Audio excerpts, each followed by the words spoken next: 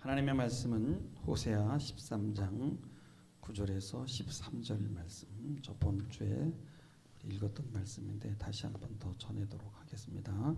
호세아 13장 9절에서 13절 다 같이 한 목소리로 읽겠습니다. 시작. 이스라엘아, 내가 패망하였나니 이는 너를 도와주는 나를 대적함이니라. 전에 내가 이르기를 내게 왕과 지도자를 주소서 하였느니라. 내 모든 성읍에서 너를 구원할 자 곧 내 왕이 이제 어디 있으며 내 재판장들이 어디 있느냐. 내가 분노함으로 내게 왕을 주고 진노함으로 패하였노라. 아멘. 아멘. 우리 인간은 필연적으로 죽을 수밖에 없는 자연적 존재이면서 늘 영혼을 사모하며 눈에 보이지 않는 세계를 지향하는 그런 존재입니다. 그래서 우리는 늘 딜레마에 시달리게 됩니다. 삶에는 참 역설이 많습니다. 딜레마라는 것은 사실 변증을 개발할 수 있는 이유가 됩니다. 어떤 사람이 A를 주장하면 B가 나옵니다. 그래서 서로 변증을 통해서 C가 나오고 또 C가 나오면 또 D가 반론을 펼쳐요. 그래서 C와 D가 또 변론하고 변증하면서 뭐가 F가 나오고 또 그래서 계속 이렇게 발전을 하는 거죠. 그래서 변증을 지속하게 하다 보면은 이렇게 통합적인 사람으로 만들어지게 되는데 어느 순간 이것을 멈추게 되면은 분열적인 존재가 되는 것입니다. 땅에 발을 딛고 살면서도 보이지 않는 하늘에 주소를 두고 산다는 것이 쉽지 않습니다. 우리 인간은 누구나 영혼을 꿈꿔요. 우리는 분명히 빵으로만 살 수가 없습니다. 빵이 해결되면 편안하게 존재할 것 같지만은 그 때문에 또 지루하고 심심해요. 그래서 괴로워합니다. 하나님 없이 결코 그 결핍이 해결이 되지 않아요. 인간은 원래 우울한 존재입니다. 그래서 우리는 이것을 건강한 우울로 발전시켜야 할 필요가 있어요. 여기에 속한 것도 아니고 저기에 속한 것도 아니고 그렇다고 중간 존재도 아니에요. 이게 우울한 겁니다. 지속적으로 우울함 속에 있을 수 있다는 것이 쉽지 않아서 인간은 자꾸 결단을 합니다. 근데 이게 정말 위험한 거예요. 나는 육적인 존재로만 있을 거야. 인생 뭐 있어? 이렇게 살 거야. 눈에 보이는 것이 내 삶의 목표야. 또 다른 사람들은 인간의 몸은 잠시 이 땅에 있지만 나그네와 같고 썩어지는 몸일 뿐이야. 우리의 주소는 하늘에 있어. 그래서 하늘만 바라보고 영적인 존재로만 있으려고 할 수 있어요. 그래서 수도원에 들어가서 도만 닦습니다. 우리는 이렇게 분열적인 존재로 살 수 있다는 거예요. 이렇게 우울해서 도망가는 사람들은 극단적이 되거나 이상주의자가 됩니다. 금욕주의자가 돼서 수도원이나 산속에 들어가서 기도만 할 수 있죠. 인간은 오직도 무질적인 존재야. 죽으면 끝나지. 죽음 이후에 뭐가 있어. 이런 사람들은 다 두 종류의 사람들이 다 뭐냐면 편집적인 자들인 거예요. 양쪽에서 고민하는 사람들에게는 이 결단성이 없어 보이지만은 삶에는 이런 자세가 필요한 것입니다. 또 어느 한쪽으로 결단하고 치우치는 순간 분열이 되는 거예요. 그래서 인생은 복잡합니다. 이것을 너무 쉽게 생각하고 결단을 내리는 순간 엄청난 일을 저지르게 됩니다. 혁명가가 되거나 히틀러처럼 악의 화신이 되는 거예요. 땅의 문제를 해결하려면 방법은 혁명밖에 없어 라고 하는 것과 오직 영적인 것만 추구하면서 현실을 도피하는 것은 양상만 다르지 사실은 마찬가지예요. 도망가는 것입니다. 뭐냐? 어디에서 도망가느냐? 우울해서 도망가는 거예요. 여러분 어린아이에게 한번 물어보세요. 너 엄마가 좋아? 아빠가 좋아? 그러면 눈알을 돌리면서 싱글싱글 웃기만 하는 거예요. 어린아이들도 알아요. 어린아이가 더 정상이야. 근데 어느 한쪽으로 치우친다는 것은 지금 사람이 망가지고 있다는 거예요. 그래서 이런 비극이 바로 분열이에요. 정치라는 것은 어떻습니까? 항상 현실적인 문제만 다루잖아요. 그러니까 정치가 편집적으로 갈 수밖에 없죠. 여러분 우리는 대통령을 뽑을 때 지금 저 사람이 지금 당장의 현실의 문제를 해결해 줄 것인가 아닌가를 생각하는 거예요. 그 기준으로 대통령을 뽑으려고 그럽니다. 현실에 지나치게 집착하고요. 우리는 너무 급합니다. 빨리 처방을 달라는 거예요. 그래서 오늘 말씀에 보면은 이스라엘에 대한 그 현실적인 문제를 해결해 줄 사람으로 인간 왕을 달라는 것입니다. 그 정치적인 문제를 다루는 그 유튜브 영상들은 조회수가요 어마무시합니다. 그 이유가 바로 우리는 정치에서 현실적인 문제에서 벗어날 수 없다는 증거가 되는 것이죠. 왜요? 우리는 몸을 가지고 있으니까. 정치는 보이지 않는 세계에 대해서 또 인간의 의식에 대해서 삶의 수준에 대해서 이런 거 얘기하지 않아요. 지금 당면하고 있는 문제, 지금 처해 있는 환경, 지금 이 문제를 해결해 달라는 거예요. 보이지 않는 무엇이 아니에요. 보이는 것, 사람들의 욕망을 채우는 것입니다. 근데 그게 어디 마음대로 되나요? 근데 나옵니다. 내가 이 문제를 해결해 보겠다. 나 아니면 안 된다.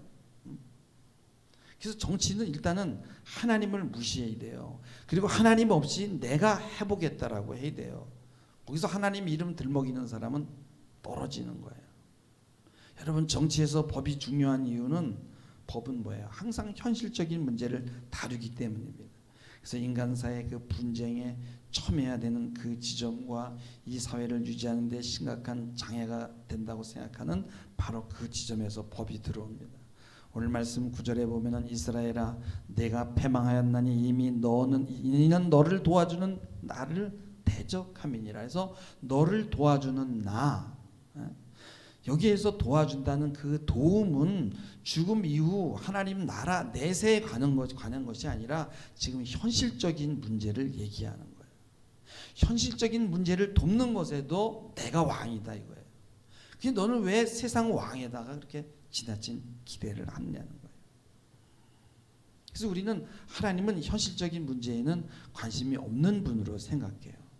여러분, 에브라임을요, 북이스라엘이죠, 그 에브라임을 부하게 해주겠다는 그 예언은요 이미 족장 시대 때 야곱에게 말씀해 주셨어요. 그건 예견된 하나님의 뜻이었어요.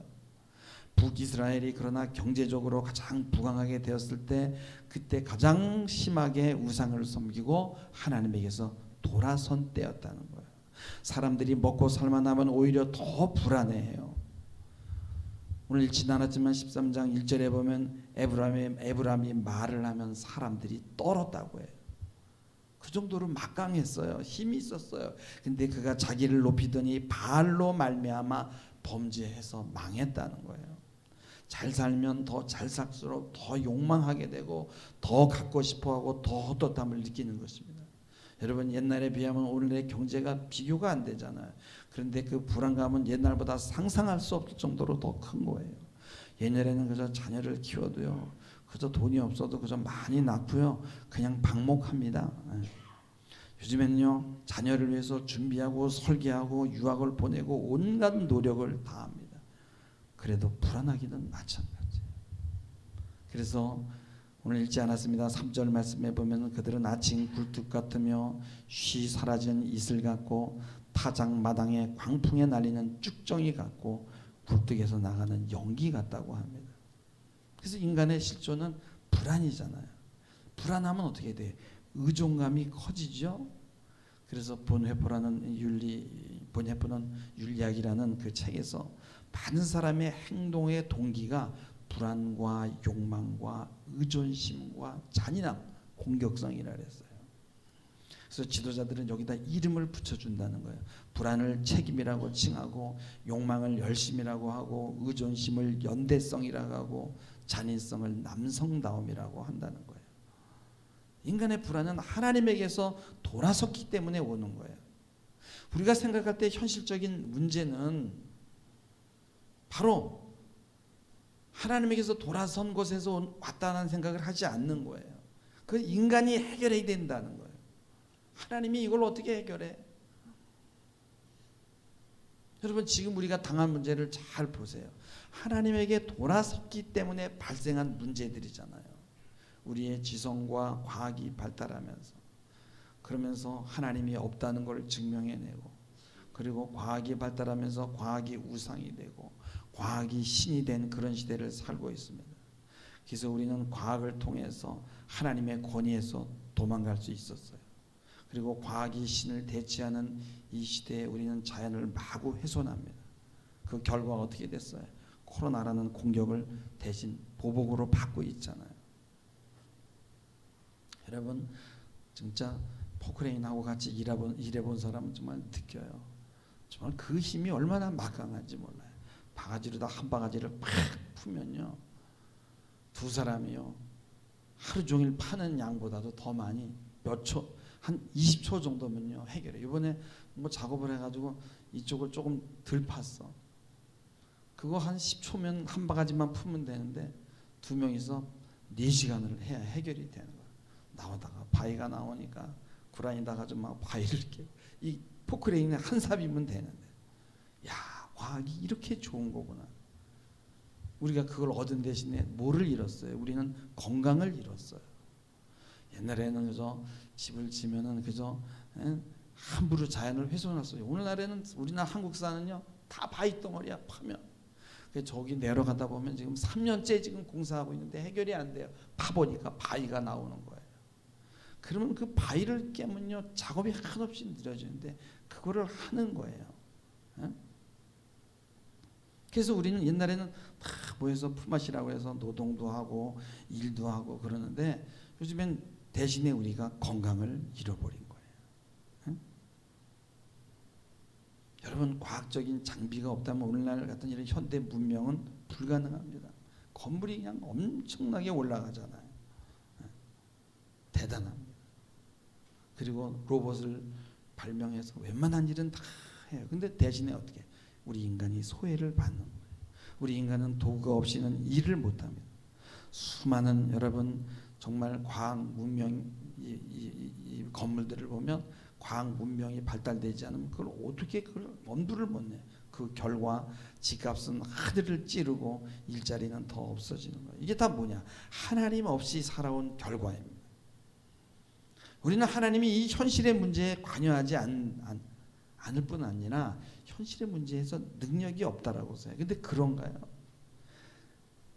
하나님이 가장 현실적이고 그리고 가장 이상적인 거예요. 근데 우리는 과학이 가장 현실적이라고 생각합니다. 그래서 우리는 꿈을 버렸습니다. 보이지 않는 것, 증명되지 않는 모든 전제와 기준과 가치들을 다 버렸어요. 정치하는 사람들도 기준이 없어요. 그냥 어떻게 해야 하면 국민이 좋아하지? 아, 국민들이 원하는 것은 이것이구나. 국민은 또 그래. 누가 나의 욕망을 만족시킬 수 있지? 이렇게 해서 지도자와 국민들이 공모해가지고 함께 망해가는 것이 바로 정치고 그것이 민주주의인 거예요. 현실 문제 해결이 정치적인 것에 있는 줄 아는 거예요. 현실은 과거가 쌓여서 된 것이에요. 미래는 현실을 통해서 만들어지는 거예요. 현실만 있는 게 아니라는 거예요. 그래서 과거와 현재와 미래를 통합할 수 있는 분은 오직 하나님밖에 없다라는 거예요. 근데 인간의 삶의 가장 큰 이슈가 뭐예요? 하나님에게서 도망가는 거예요. 어떻게 하면 하나님에게서 도망가요? 하나님 너무 우울해. 뭐 당장의 문제를 해결해 주는 게 아니잖아요. 근데 도망간 결과가 어떻습니까? 당장 아닌 것 같지만 하나님은 가장 현실적이고 하나님 뜻대로 살 때 현실적인 문제가 가장 잘 해결될 수 있어요. 근데 우리는 지금 나라를 근심한다는 이유로요, 좋은 지도자가 나와야 되는데 하면서 뭐 거룩한 고민을 하는 척해요. 근데 여러분 이 시대에 누가 좋은 지도자인지 우리가 어떻게 알아요? 왜냐하면 너무나 공기가 오염돼 가지고 우리의 시야가 가려서 볼 수가 없는 거예요. 그래서 미국의 도덕 철학자 해리 프랭크포트라는 사람이 개소리에 대하여라는 책을 썼는데 그 책에 보면은요, 개소리는 거짓말이 아니다. 거짓말은 진실과 진리를 왜곡하고 그런 척이라도 하지만은 개소리는 그런 것들에 아예 관심이 없다는 거예요. 그래서 개소리꾼들은 그것이 거짓말이든 아니든 주구장창 반복해서 지저댄다는 거예요. 그러면 사람들이 그거를 믿더라는 거예요. 그래서 민주주의에서는 왜 다수가 믿기만 하면 이기니까 그래서 막 계속 지저대는 거예요. 우기는 거예요. 근데 원래 민주주의라는 건 뭐냐면 하나님에게서 돌아서서 생긴 것이 민주주의예요. 인간이 욕망하는 현실의 문제, 잘 살게 해달라, 내 욕망을 채워달라, 예? 그런 인간들이 그 자신의 욕망을 그렇게 말로 직설적으로 표현하나요? 우회적으로 위장합니다. 뭐 나라를 걱정하는 척, 자유니 민주니 평등이니 정의니 뭐 시장 경제니 이런 걸 가지고 포장을 합니다. 오늘 분명히 말씀합니다. 내가 분노함으로 11절에 보면 내가 분노함으로 내게 왕을 주고 지도자를 주고 진노함으로 내가 패했다는 거예요. 왜 분노함으로 줍니까? 그래 너희가 그렇게 이상화하고 의지하는 그래 그 사람을 줄 테니까 어디 한번 해봐라. 그 사람이 너의 현실적인 문제를 한번 해결해 줄 수 있는지 내 욕망을 채워줄 수 있는지 한번 해봐라 이거예요. 하나님의 현실은 지금 당장은 아니지만 지극히 현실적이에요. 통합적인 현실이고 총체적인 현실이에요. 그래서 지금 안 되는 것은 더 좋은 현실을 위한 섭리일 수 있어요. 근데 우리의 현실은 분열적인 현실, 편집적인 현실이라는 것입니다. 그래서 우리가 뽑는 왕은 민주주의로 뽑는 그런 방식으로 뽑아도 하나님의 분노가 섞인 지도자라는 거예요. 그리고 다시 진노함으로 패할 가능성이 높다는 거죠. 뭐 5년밖에 안 되니까. 박근혜 대통령은 5년도 못 채우고 감옥으로 갔어요. 다음번엔 누가 될지 뭐 알 수가 없어요. 여러분 우리는 욕망하는 것을 절대 동물처럼 즉각적으로 이렇게 나타내지 않습니다. 이성으로 합리화하고 위장하고 전치시키고 교묘하게 자신의 욕망을 감춰요. 이건 뭐예요? 우리가 동물적인 본능만 있는 것이 아니라는 증거예요. 분명히 선천적인 어떤 도덕이 우리 마음 안에 잠재되어 있어요. 그래서 도덕적으로 인간답게 살지 못하면 부끄러움을 느끼는 거예요. 근데 문제는 욕망이 바로 우리의 신인 거예요. 어저께 우리 사모가 옆에서 그래요. 과자가 이상하게 땡기더래. 그래서 막 먹더라고요. 그러더니 막 힘들어하는 거예요. 막 불편해, 부대끼는 거예요. 그 과자를 만드는 사람들은요, 이 사람이 입맛이 어떻게 하면 이 사람이 이 과자가 땡기게 하는지를 아는 거예요. 그래서 여러 가지 첨가제들을 막 넣는 거예요. 그래서 우리는 그것을 욕망한 다음에 욕망으로 힘들어하는 존재인 거예요. 그래서 삶은 조절과 타협과 절제가 필요한 거예요. 내가 원하는 대로 요구하는 대로 그렇게 살 수 있게 돼 있지 않아요. 그래서 우리는 원래가 우울한 존재라는 거예요. 그 인류의 그 지성사를 보면은요, 보이는 것이 전부라는 것과 보이지 않는 세계가 더 진짜라는 이 두 가지를 가지고 계속 싸워온 역사예요.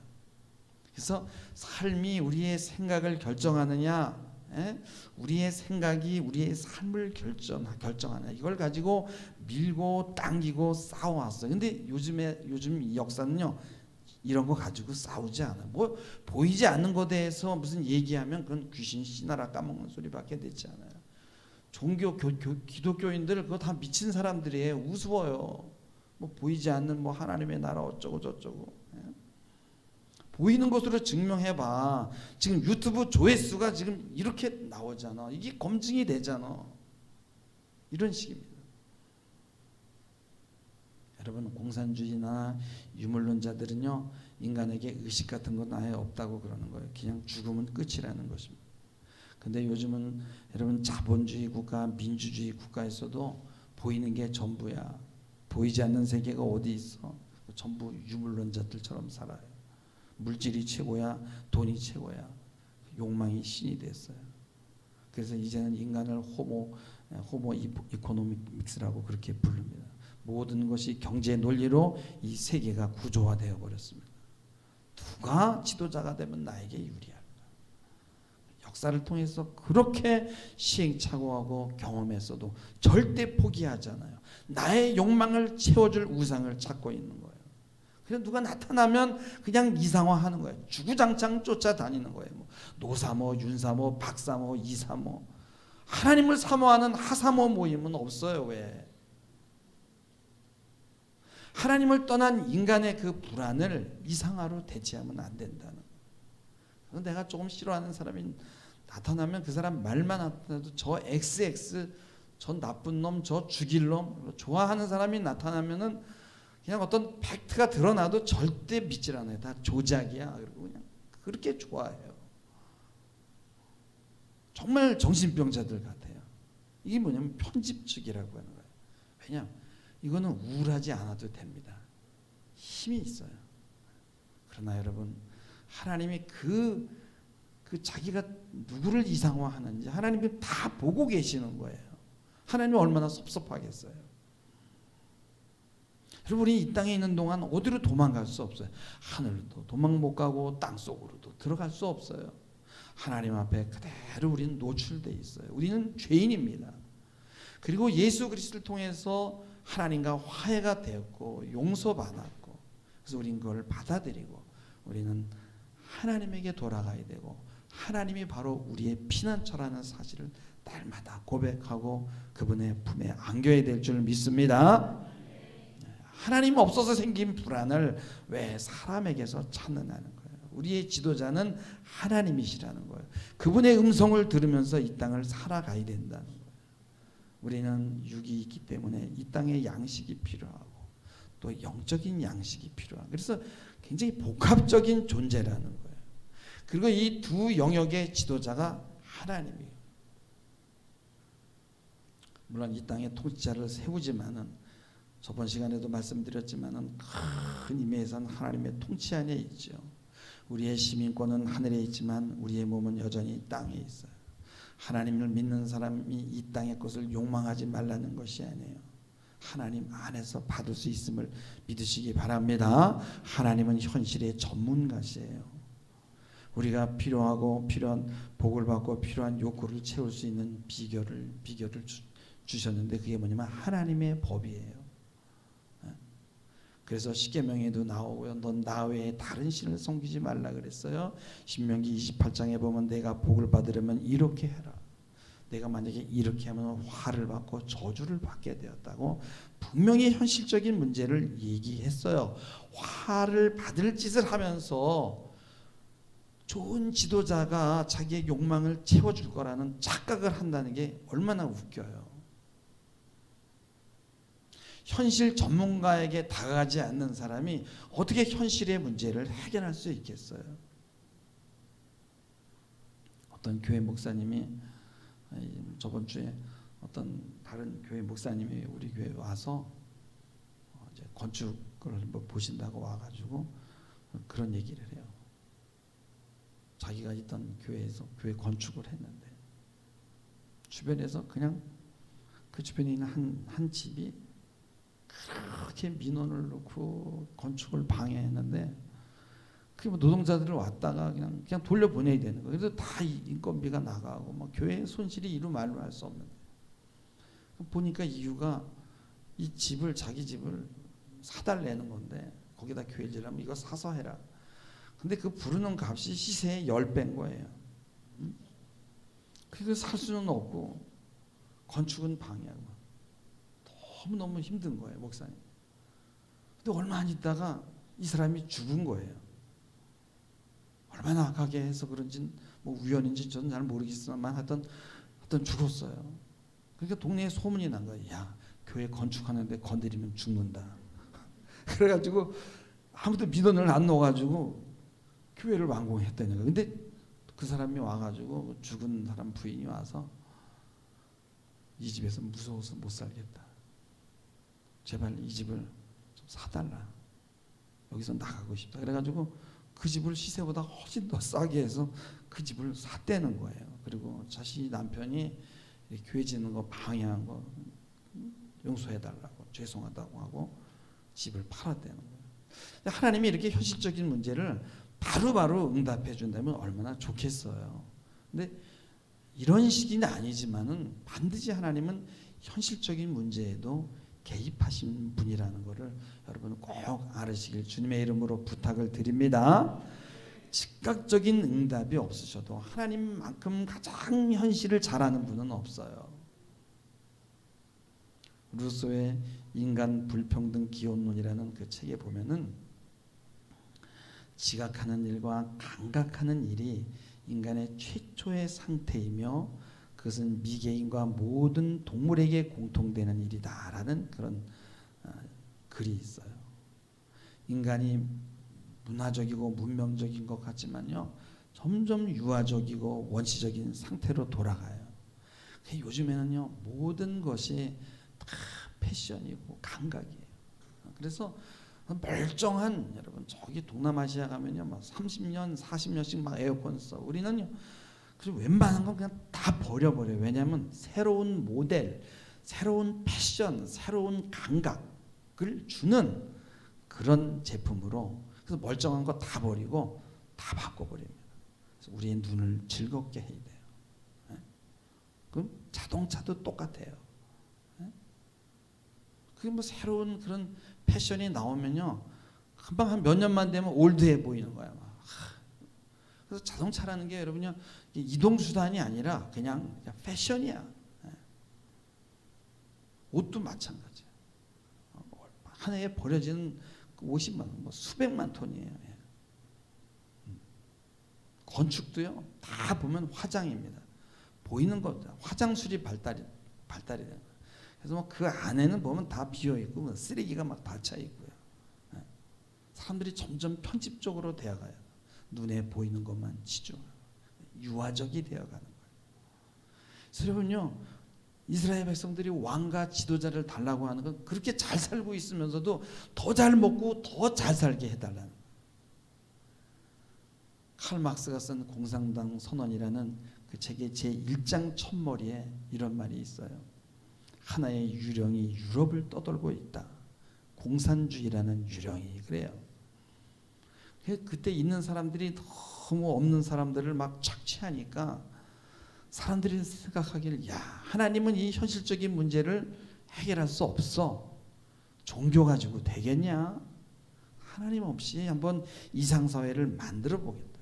하나님 살아계시다면 아우슈비츠 때 그 600만이라는 유대인들이 죽어갈 때 도대체 뭐 하고 계셨어?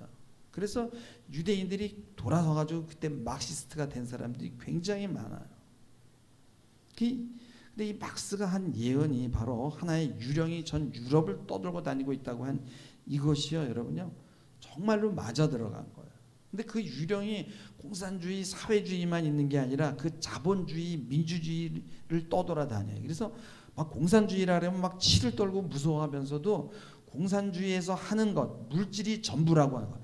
공산주의를 미워하는 건 잘하지만은 그 물질을 추구하는 그 유령은 여전히 사로잡혀 가지고 붙들고 있는 거예요. 그래서 그거를 싫어한다고 하면서 그 유령에 사로잡혀 있다니까요. 오늘 말씀합니다. 이스라엘아, 내가 9절에 보면 패망하였나니 너를 도와주는 나를 대적함이라는 거죠. 우리가 하나님을 어떻게 대적하는지 잘 살펴봐야 됩니다. 호세아서 13장 4절에 보면은, 그러나 내가 애굽 땅에서, 한번 같이 읽어볼까요? 시작. 그러나 내가 애굽 땅에서 나옴으로부터 나는 내 하나님 여호와라. 나 밖에는 내가 다른 신을 알지 말 것이라. 나 외에는 구원자가 없느니라. 이거 지금 십계명 얘기하는 거 아니에요. 이 말씀을 지속적으로 반복한 거예요. 왜 내가 너희들을 불렀느냐? 네가 왜 예수를 믿었는가? 나 외에는 구원자가 없다라는 거예요. 여러분, 배가 고파도 하나님을 부인합니다. 너무 힘들면 하나님 부인해요. 배가 부르면 부르다고 그 자신을 부르심의 이유를 잊어버린다는 거예요. 이게 호세아의 주제고 성경의 주제입니다. 시편 33절 16절에 보면은 많은 군대가 아니라 군대로 구원 얻은 왕이 없으며, 다시 비춰주세요. 많은 군대로 구원 얻은 왕이 없으며 용사가 힘이 세어도 스스로 구원하지 못하는도다. 하나님을 떠난 것이 이미 죽은 것이고 하나님을 떠난 것이 이미 패방이에요. 그래서 이 세상은 거대한 무덤이 될 수밖에 없는 거예요. 우리가 이 초점을 잃고 방향을 잘못 잡는다면 우리는 죽은 목숨이 되는 거예요. 오늘 9절 말씀 우리 다 같이 한번 읽어볼까요? 9절 말씀 시작. 이스라엘아 내가 패망하였나니 이는 너를 도와주는 나를 대적함이니라. 여러분 오늘날 우리가 누리는 자유 속에는 하나님으로부터의 도피가 있어요.